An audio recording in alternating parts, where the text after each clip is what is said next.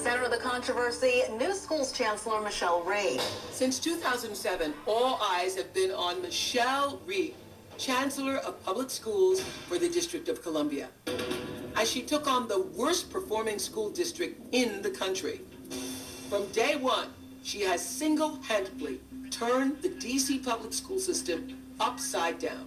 Bottom line is, I don't believe that you are going to be the leader who is going to take this school in the direction that we need to go in, and have the highest expectations for the kids. No, I'm terminating your principalship now. Her drastic measures have caused a firestorm. She has closed dozens of schools and fired over 1,000 teachers and principals, including the principal at her own children's school.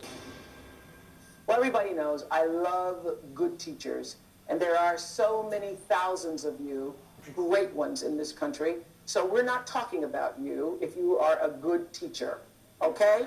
So save your time, getting upset. And what I know is that you who are the good and great teachers out there, you also want good and great teachers because you really care about the kids. You all should know that when Michelle Rhee walked out here during commercial break, this audience stood up and applauded her because they've all seen the film that I want you to go see, Waiting for Superman. And you now know this is a warrior woman. She is a warrior woman. This is a warrior woman for our time. And you're not talking about good teachers, are you? When you're in that piece or when you're speaking about what's wrong with our educational system. Well, I think part of the problem that we've faced in public education is that we're not willing to talk about the problems and the things that are going wrong.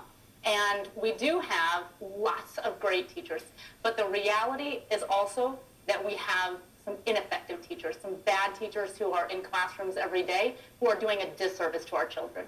And hasn't there been many studies that show that a child's ability to progress in school is directly related to how good the teacher is? That's exactly right. The data shows if they have 3 highly effective teachers in a row versus 3 ineffective teachers in a row, it can literally change their life trajectory. Yeah. Mm-hmm. And so what gave you this kind of drive and passion to take this on? Because as you sat down and everybody applauded, you said, that doesn't happen everywhere you go. No, it does not. Obviously, yeah. I would say a couple of things. One, I had an experience where I taught students in Baltimore, and during that experience where I taught in a low-income inner-city school, I saw that the children have the potential. The children can achieve whatever we set out for them. But the dropout rates are startling in Baltimore. But the children are not the problem. The adults are the problem. We are the problem. You say the problem now is terminal for us. That's right. Tell me why. Because it is incredibly serious. I mean, children's lives are hanging in the balance. And we are making all of the wrong decisions right now. So let me give you an example of that. Yeah. People all the time say to me, oh, well, Chancellor Rhee, you're so mean, you're so harsh.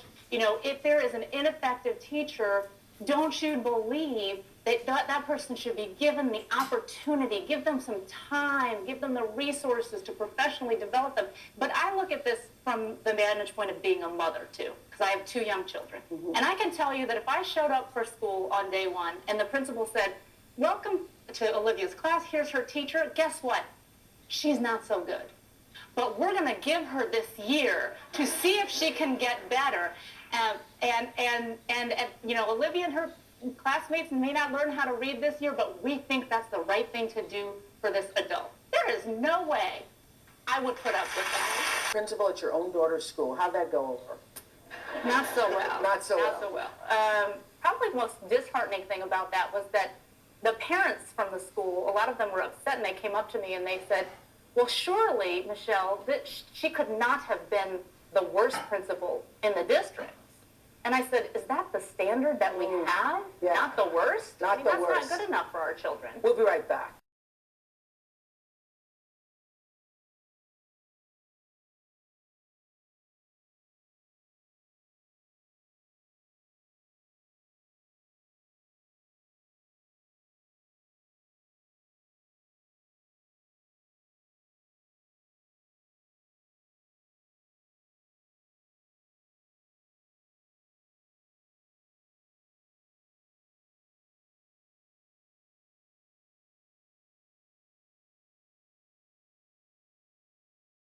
Wasn't that shocking too?